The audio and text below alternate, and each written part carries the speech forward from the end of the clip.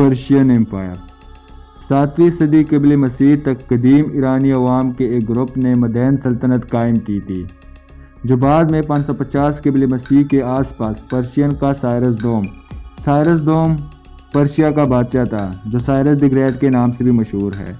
उसने मदैन सल्तनत को फतह किया और उस सल्तनत की एरिया को अपने सल्तनत में ज़म कर दिया, जिसे हम पर्शियन एम्पायर या अकमेंट सल्तनत भी कहते हैं।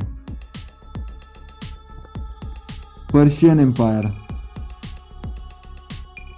एम्पायर की बुनियाद 2500 साल पहले या 550 क़ब्ल मसीह साइरस द ग्रेट ने रखी थी।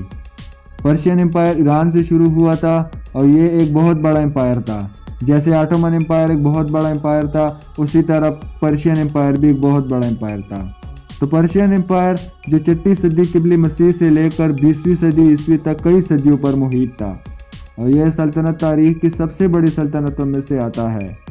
अगर मौजूदा वक्त में हम पर्शिया की बात करें तो पर्शिया एक बहुत बड़ा एम्पायर था, जिसमें बल्कारिया, रोमानिया, यूक्रेन, हिंदुस्तान के कुछ इलाके, मिस्र, आर्मीनिया, तुर्की, साइप्रस और एशिया के बहुत से इलाके इसमें शामिल थे। एरिया ऑफ काकोसिस भी इसके कंट्रोल में था। जैसे कि आप मैप में देख सकते हैं, एरिया ऑफ काकोसिस के भी कुछ इलाके इसके कंट्रोल में हैं। एरिया ऑफ काकोसिस वो एरिया है जो ब्लैक सी और कैप्शन सी के दरमियान है, जैसे कि आर्मीनिया, तुर्की और भी बहुत से ममालिक हैं इसमें। साइरस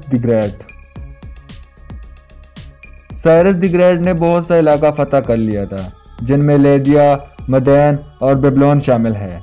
इन्होंने 550 क़ब्ल मसीह में पर्शियन एम्पायर की बुनियाद रखी, जिसे अकमेंट एम्पायर भी कहा जाता है। साइरस द ग्रेट की एम्पायर जल्द ही दुनिया की सुपर पावर बन गई।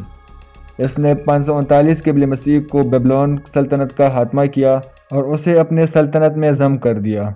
दारा के वक्त में यह एम्पायर अपने पीक पर था, क्योंकि दुनिया की आबादी का 44% हिस्सा पर्शियन एम्पायर पर मुश्तमिल था। एरिया के लिहाज से दुनिया का 4% हिस्से पर पर्शियन एम्पायर का राज था। पेर्सपोलियस पर्शिया का दारुल खिलाफा था। कदीम फारसी दारुल हुकूमत पेर्सपोलियस, जो जनूबी ईरान में वाक़या है, ये पर्शिया का दारुल खिलाफा था और आज भी ये दुनिया की सबसे बड़े आसारे कदीमों के मुकाम में शामिल है। करेंसी पर्शिया में सिगलोस और डारिक नाम की एक करेंसी यूज़ होती थी।